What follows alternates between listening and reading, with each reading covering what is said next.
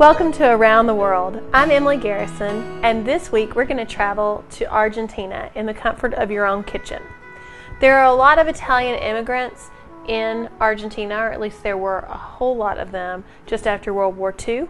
So there's a good Italian influence on the cooking, and it makes a good place for us to go after we just finished up in Italy.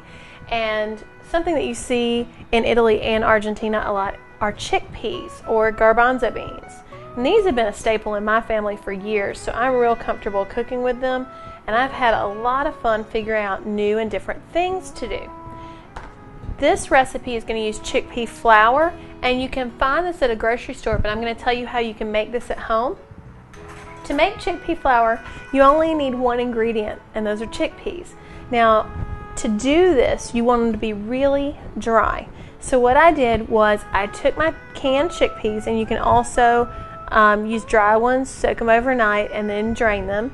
And then after you drain them off really well, I take them with a towel and just dry them off further. And then you want to use a pan on about medium, low to medium, and you want to just dry roast these until they're really nice and toasty all the way through. I've actually found that it's easiest if you work in batches, and once you get everything and it's almost as dry as you want, they've been sitting out for a little bit to dry them more, and then I toast them one final time. Then you're going to put them, they're going to look about like this. They're just these nice little nuggets of, they look more like nuts than peas at this point. And then you put them in your food processor, and you're just going to get it down to the consistency of flour. If you don't want to do that, you can buy it at the store, but because it's so easy to make, I like to do my own. Now, I will tell you that it is very time consuming, but if you put your oven on medium low, you can leave it alone. I think I didn't check on my pan more than every 30 minutes. Now, once we've got our chickpea flour, we're going to make something called faina, which in Argentina is a flatbread, and they usually put toppings on it like we would a pizza. So we're going to use our chickpea flour, add a little bit of salt, some Parmesan cheese, and see, the cheese plus those nutty chickpeas actually make it to a really neat nutty consistency. We're going to have some olive oil in there. Of course, I only use the extra virgin. And then we're going to add a little bit of water. And this is going to come to a really nice consistency. So you're going to whisk together all your ingredients, add your water, and then whisk that again. You may want to use a fork because at this point it's going to start to stick to your whisk. Then we're going to take this, put it to the side for half an hour, preheat our oven, and then if it's not thick enough to pour, add just a little more water and put that into our cast iron skillet.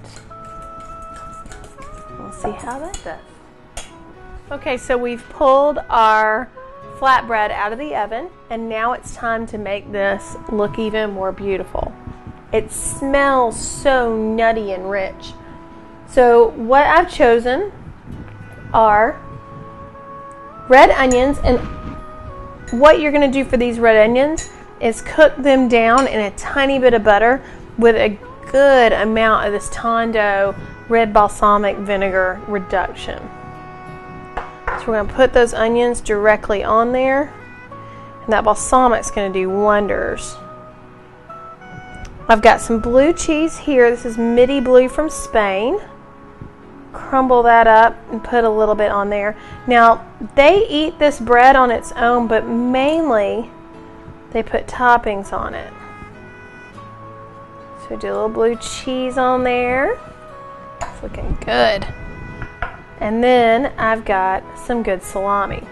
So we got this beautiful thing going on here, but I wanted to do a vegetarian version too. So I got some good spinach.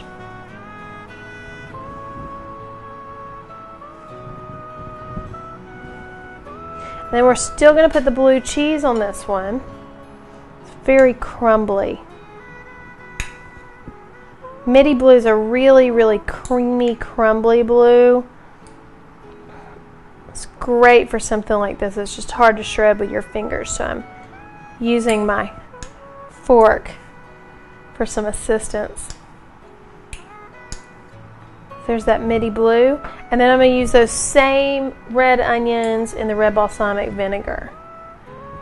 So you see here we've got two different versions, one for the carnivores and one for the vegetarians, both with our red onions and our blue.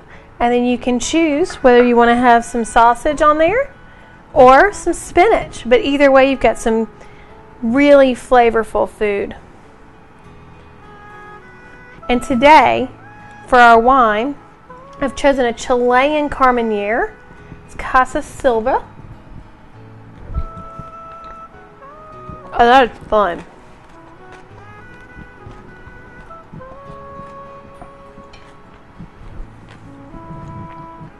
You can obviously do this on pita rounds. You can do it with real pizza. I just thought this was fun because of the chickpeas. And the Casa Silva is Chilean, so it's nearby. It's got that same kind of grip that your Argentinian wines have, so it can handle all these things that we're throwing on top of the pizza.